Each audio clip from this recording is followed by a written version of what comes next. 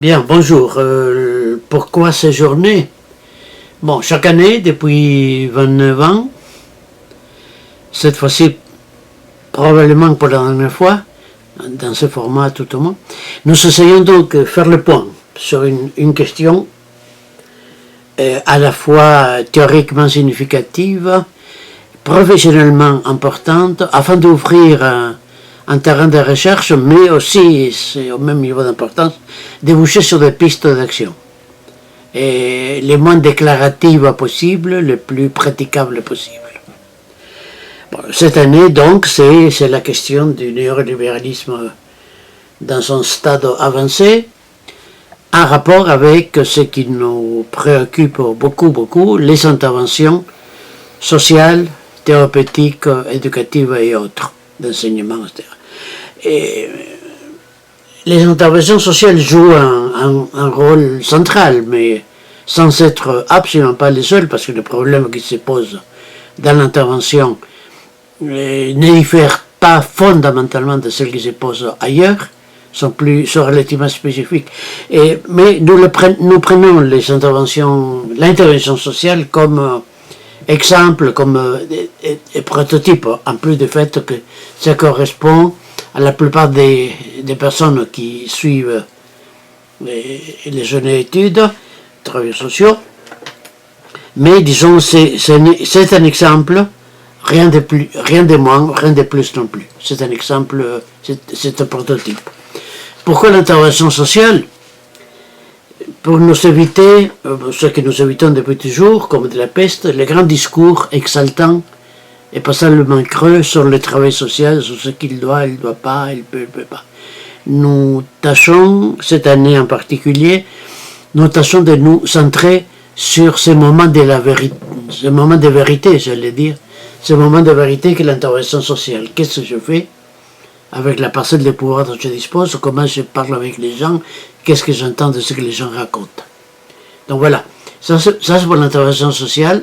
Pourquoi son rôle relativement privilégié dans le discours, mais exemplaire, simplement exemplaire, rien de moins qu'exemplaire.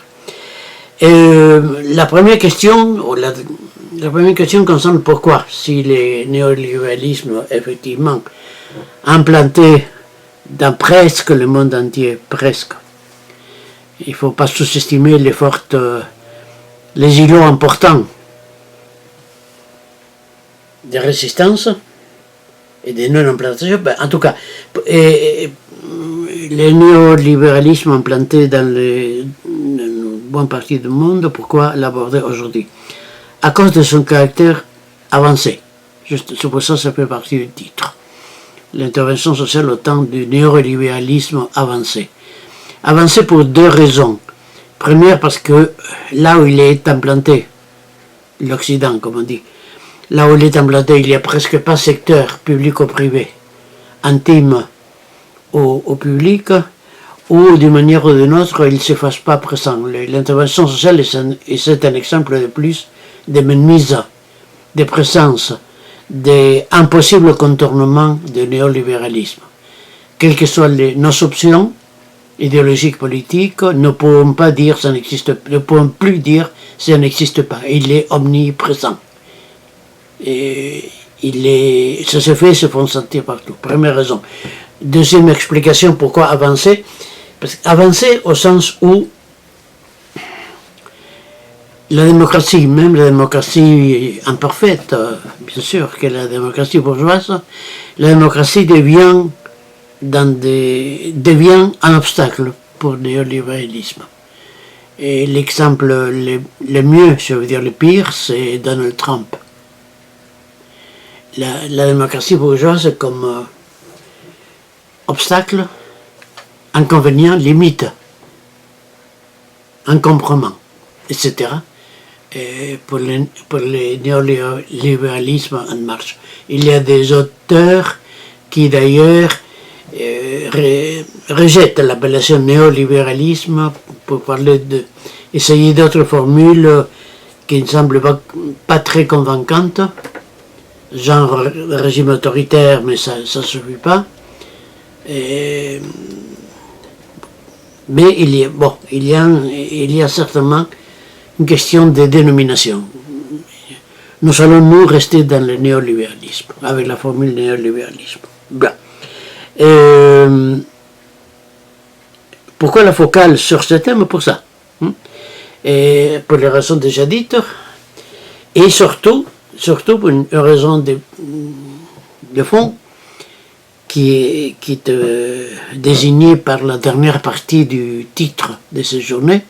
C'est pour ça que la police est plus grande, pour dire que c'est l'axe de traitement, à savoir cette emprise néolibérale, ce fait qu'il n'y a pas d'intervention sociale à côté, ou dans un autre monde, mais au beau milieu. Et s'agit-il d'un désastre, voire d'une débâcle, ou bien ou d'une opportunité? Je dirais pas une chance, mais d'une opportunité. Désastre, oui, ça l'est. Et débâcle dans pas mal de secteurs, ça l'est aussi. D'autant plus désastre et débâcle qu'on n'est pas équipé pour l'analyser. Et que donc on le pense comme une fatalité face à laquelle nos petits schémas sont impuissants. Là, je fais référence à l'humanisme, qui est le grand perdant idéologique de cette confrontation. C'est une opportunité par là même. C'est une opportunité, c'est-à-dire l'opportunité de refonder l'intervention sociale, l'intervention scolaire, la repenser. Non pas la réformer au sens de donner de nouveaux crédits, ce ne serait pas de trop bien sûr, et de donner de nouvelles institutions, ça ne serait pas de trop non plus, non, de les repenser, c'est-à-dire à quoi ça sert, quelle en est la nature, quelle est l'opportunité. Moi je vois dans la conjoncture actuelle, je vois quelque chose de radieux, ça peut paraître cynique, radieux, c'est-à-dire j'interviens très souvent maintenant en Amérique latine, où les choses sont encore plus graves, c'est-à-dire plus explicites qu'en Europe, avec moins de cache-sexe, moins de tables de salut. Et les options au parti social ont un écho formidable. Et pas seulement parce que je parle bien, ce qui est d'ailleurs en espagnol pas sûr, en français non plus, mais c'est notre thème, on ne fera pas d'entretien là-dessus. Et non, c'est pour dire que ça correspond à la conjoncture, que c'est la grande opportunité pour enfin s'affronter massivement ce à quoi nous affrontons plutôt un petit groupe, un petit social, à savoir la question de la définition, qui énerve tellement mes chers collègues, parce que ça parle de leur manque fondamental. Ils parlent d'un travail social, d'une intervention sociale, qu'ils remplissent d'adjectifs, mais de très très peu de concepts. Je veux dire très peu de définitions. Donc nous allons essayer, une fois de plus, nous allons essayer de penser l'intervention sociale, médico-sociale, thérapeutique, pédagogique. Nous essayons de le penser au temps du néolibéralisme, c'est-à-dire d'une part, à quoi ça consiste, quels sont les attributs, la manière de faire, etc. Et d'autre part, et c'est le thème de la troisième et dernière de mes interventions lors de ces journées, j'en fais 3. Et lors de la première, je fais un état des lieux, à la suite des propos que j'attends beaucoup de Christian Laval. Christian Laval. Laval, pardon. J'ai fait toujours le lapsus, il ne va pas se vexer, j'espère. Non, rien à voir, je le préfère d'ailleurs largement. Laval, donc, qui va faire le point sur le néolibéralisme. Moi, je vais le reprendre, mais dans les champs plus restreints de l'intervention sociale, et nous partagerons avec lui et d'autres intervenants de la table ronde, par exemple, nous partageons cette idée, cet axe fondamental, qu'il ne s'agit pas d'une débâcle seulement. Non, je voulais dire mieux. qu'il s'agit d'une débâcle si nous y participons. Nous y sommes pour quelque chose. Pas grand-chose, c'est pas nous qui décidons, évidemment, mais c'est nous qui pouvons prendre certaines initiatives. Celles qui m'importent pour le moment, c'est les initiatives en matière d'intervention. C'est pour ça, donc, je disais, la troisième intervention que je ferai, mercredi 10 décembre, si je ne m'abuse, la troisième intervention porte sur quelle stratégie d'intervention, quelle méthodologie, comme on dit en langage classique, qui n'est pas les miennes, bon, enfin, quelle méthodologie d'intervention utiliser quand on veut continuer à faire ce bon métier, mais dans les circonstances actuelles, avec les moyens du bord. Comment faire travail social avec une dose minimale d'humanisme et une dose maximale de...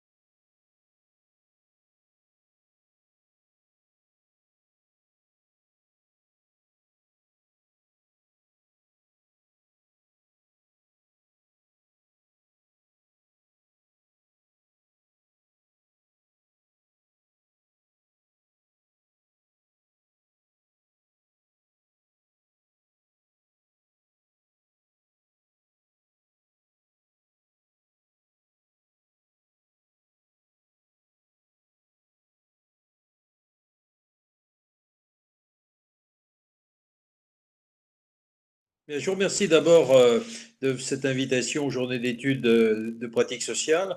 Je dois dire que c'est un rendez-vous qui est retardé puisque Saoul, j'ai vérifié sur mes mails, m'a invité il y a déjà, je crois, 10 ans.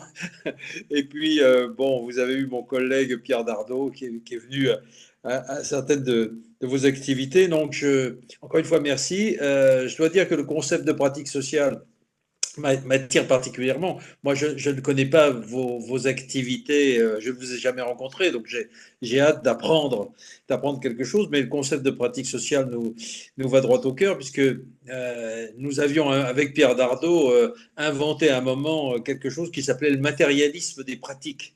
Nous pensons que analyser les pratiques, partir des pratiques, est toujours absolument essentiel, en entendant par pratique trois dimensions, c'est-à-dire celle des relations, celle des conflits et celle de la coopération sociale à travers des institutions, et en particulier ce que nous appelons les institutions du commun.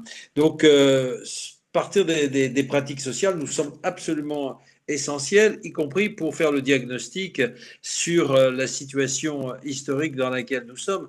Et quand nous avons analysé le néolibéralisme dans plusieurs livres, dont La Nouvelle Raison du Monde, nous avons beaucoup insisté sur ce qu'on pouvait entendre comme type de pratique induite par le néolibéralisme. C'est-à-dire, nous avons été un peu guidés dans cette direction-là par Michel Foucault, c'est-à-dire avec l'idée que ce qui importait, c'était la gouvernementalité des conduites. Et là, on est directement sur le terrain des pratiques, c'est-à-dire comment les pratiques de l'intérieur, en quelque sorte, sont guidées par un certain nombre de dispositifs qui conduisent dans tous les domaines, pas seulement dans le domaine de l'économie politique stricto sensu, mais dans le domaine de la santé, dans le domaine de l'éducation, dans le domaine de la justice, de la police, dans tous les domaines, comment les conduites sont orientées justement par un certain nombre de modes de contrôle, de calcul des comportements,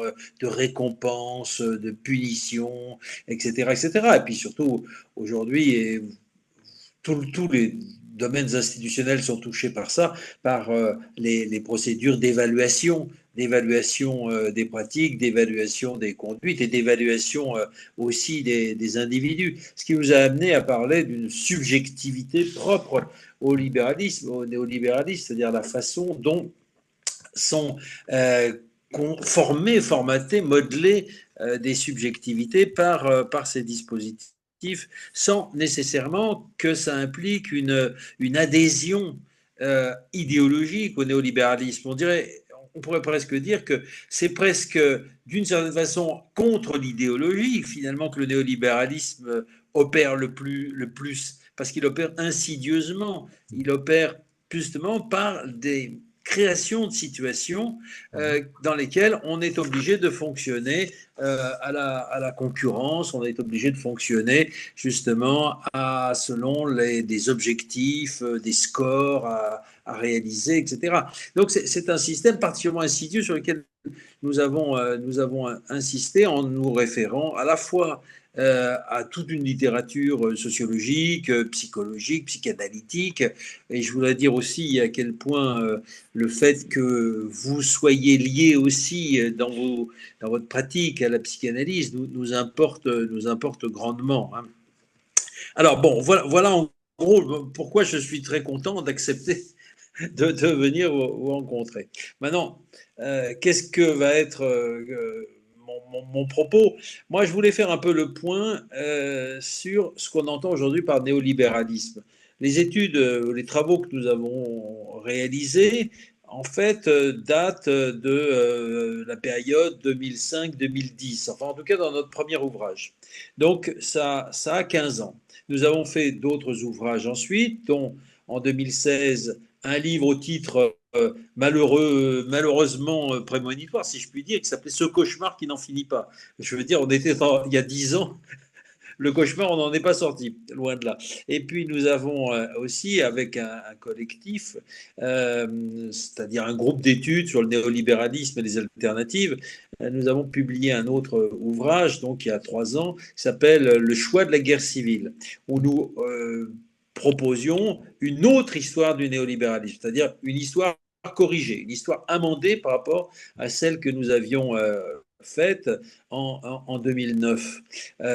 Parce que déjà, nous sentions qu'il y avait des mutations qui s'étaient opérées à l'intérieur du champ du néolibéralisme. Bon, je crois que c'est très très important de montrer que quand on travaille sur des objets contemporains, nous n'échappons pas à l'histoire, c'est-à-dire même sur une période assez courte, les choses sont en transformation.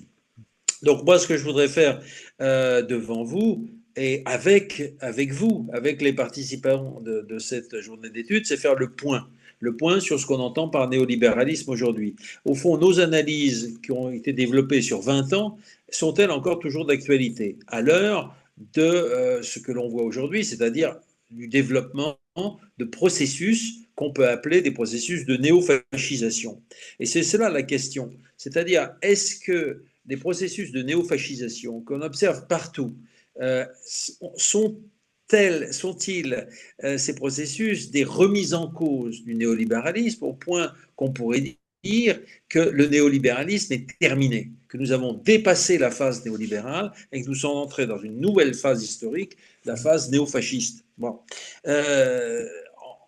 Nous nous méfions en fait de ces grandes proclamations des fins de. Parce que, évidemment, d'abord le néolibéralisme, on a annoncé la mort à plusieurs reprises. Dès 2007, lors de la crise financière, Joseph Stiglitz, prix Nobel d'économie, avait fait circuler un papier qui s'appelait La fin du néolibéralisme. Aujourd'hui, on voit des historiens, il y a un historien là qui a eu l'honneur de beaucoup de plateaux de télévision et de radio, qui dit, bon voilà, le néolibéralisme c'est fini, nous sommes dans le capitalisme de la prédation. Bon.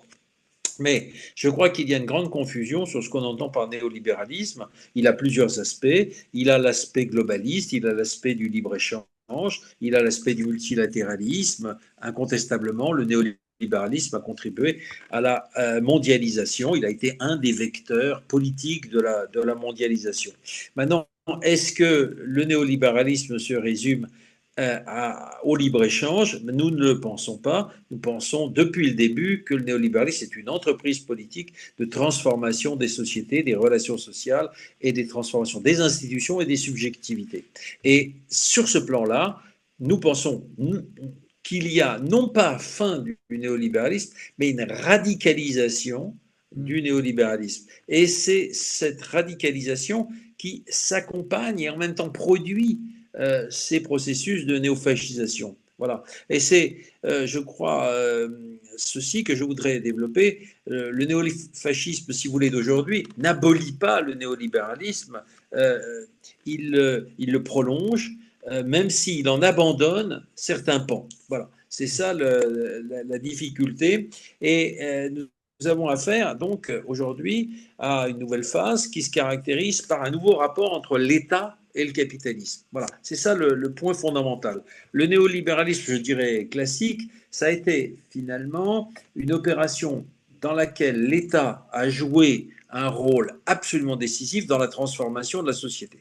L'État était absolument partout et l'État lui-même s'est transformé à travers justement la mise en place des dispositifs d'évaluation, de concurrence, de privatisation, d'introduction de problématiques de rendement, etc. Bon, tout ça, on l'avait développé. Mais aujourd'hui, au fond, on a affaire à un nouveau rapport qui est, pour résumer les choses, que l'État, finalement, se modèle de plus en plus sur le mode de fonctionnement du capitalisme, c'est-à-dire le mode d'accumulation de la puissance fondé justement sur l'accumulation du capital. Il y a en quelque sorte, pour résumer les choses, une espèce de fusion entre l'État et le capital qui est inédite. Bon, ça a toujours existé, l'État était au service du capitalisme, on le sait, bon, et le capitalisme s'est servi de l'État. Mais aujourd'hui, on est dans un état, je dirais, de fusion. Et ce que je voudrais expliquer, enfin, ce que je voudrais présenter comme hypothèse, c'est qu'on est passé d'une phase où ce qui importait, c'était la mise en place de ce qu'on a appelé une concurrence totale. Une mise en concurrence totale des entreprises, des institutions, des États et des individus. C'était ça le principe, le grand principe du néolibéralisme, c'était ça. On est passé à autre chose, bien que c'était en germe, c'est la guerre totale. On est passé de la concurrence totale à la guerre totale. Une guerre qui se déroule sur tous les plans et qui concerne chacun d'entre nous et qui peut se lire aussi à travers les individus, leur subjectivité, etc. Et donc, c'est ce qui caractérise, à mon avis, tous les plans aujourd'hui. Le plan international, c'est assez évident que la guerre est généralisée. Il n'y a pas que Trump, tout le monde en fait est dans une problématique de guerre, c'est-à-dire de rivalité armée entre les États, entre les économies, etc. Mais ça concerne aussi à l'intérieur des sociétés nationales la guerre que mènent les États contre les populations, certains groupes de la population contre d'autres. Donc c'est ce que nous avons appelé une guerre civile généralisée, mais qui aujourd'hui s'intègre dans cette guerre totale, mais ça concerne aussi les individus qui sont non pas seulement défiants vis-à-vis des institutions, mais qui sont, comme on dit de façon euphémisée, en colère, mais cette colère est aussi à inscrire dans cette problématique de guerre totale. Voilà. En gros, mon analyse, c'est comment est-on passé de la concurrence totale à la guerre totale et comment on peut en sortir aujourd'hui et quelles sont les urgences aujourd'hui pour en sortir. Voilà comment je pourrais résumer mon propos du mois de décembre.